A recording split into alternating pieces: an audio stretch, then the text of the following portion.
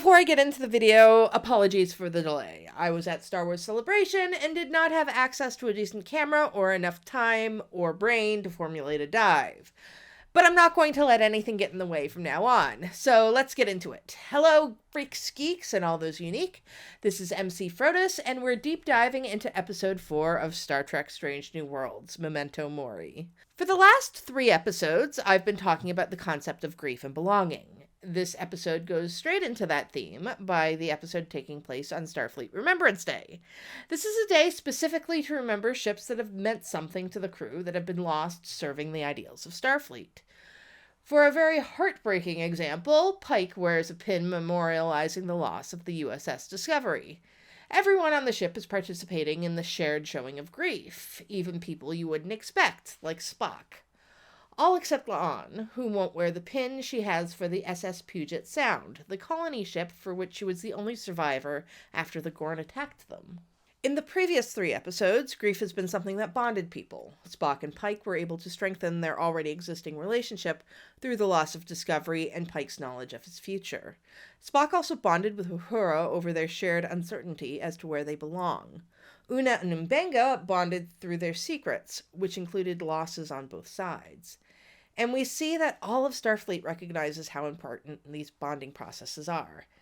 As exciting as exploring the final frontier can be, anyone who's played Oregon Trail can tell you that being on the frontier at any time has been a deadly prospect. Exploring the unknown means not knowing what's going to be waiting for you. Even within the short time we've been exploring space, 30 people have died.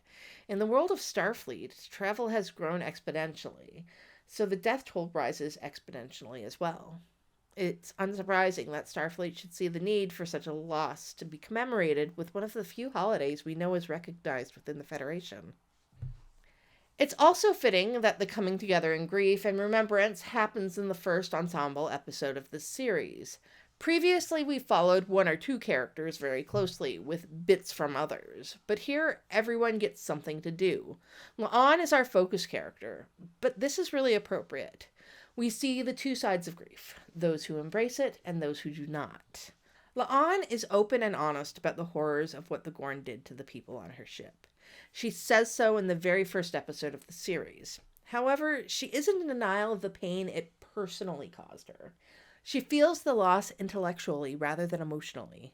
She doesn't see the point in grieving what happened because it's not like it's going to bring back her family. What La'an is in denial of is how much pain she's in.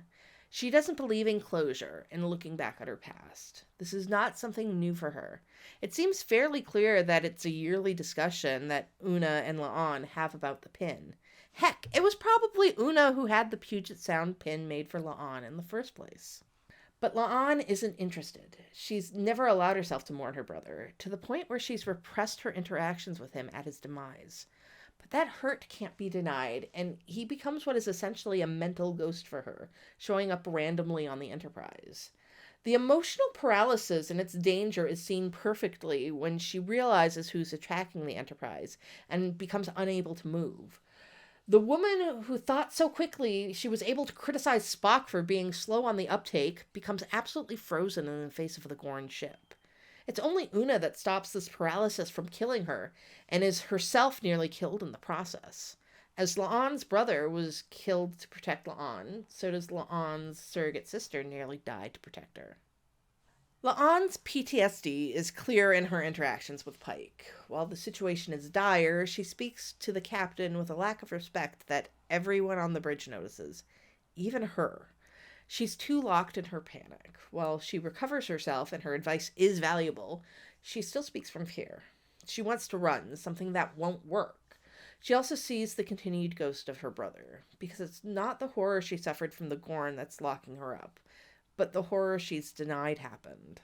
When Pike is advising La'an about how to speak around the crew, I feel he's trying to share the burden of her grief by framing it as something that will be helpful to the rest of the crew. But she still denies it. She claims to only have bits due to the trauma.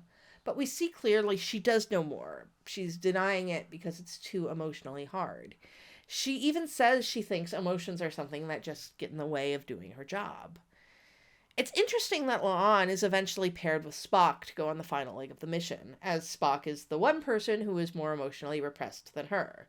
It is through the mind meld, one of the closest sharings of thoughts and emotions that exist in the Star Trek universe, that La'an is able to come to terms with the pain she suffered in the process. She finds out some of Spock's pain. La'an has been trapped in the pain of the loss of her family at the hands of the Gorn, specifically the fact her brother died to protect her. While trauma like that doesn't go away, the pain from it can fade. But the only way that can happen is by going through the process of looking at what happened to you and addressing how much it hurt you to go through it. And you need other people to do that. At the end of everything, La'an is ready to truly move on from what she suffered, and she does that not by pushing it away, but embracing it. That sort of pain is like an anchor. The best way to carry it with you is to have help. And La'an is now getting help. She has Una, Pike, and Spock helping her through this grief. And it's another sign of just how close this crew is going to become through the sharing of their trauma. Such bonding doesn't even have to be past trauma, as we see Uhura and Hemmer bond through the shared experience they go through in this very episode. This episode is the greatest of the series so far. As much as I love Children of the Comet, I freely acknowledge that this is a better episode. It's like the writers said, can we combine balance of terror with disaster? And they absolutely nailed it. There were a few missteps. I don't think Spock and La'an needed to go into the shuttle, and that introduces issues of its own, but I don't think it really distracts from an otherwise stellar episode. So comment down below with your thoughts on Strange New Worlds Memento Mori. If you like my videos, subscribe to my channel. I do videos on Star Trek, Star Wars, and lots of other geeky things. If you want to support me, please visit my Patreon. You can also buy me a coffee, or you can go to my Redbubble and TeePublic and buy my geeky graphic designs. So until next time, live long and may the Force be with you.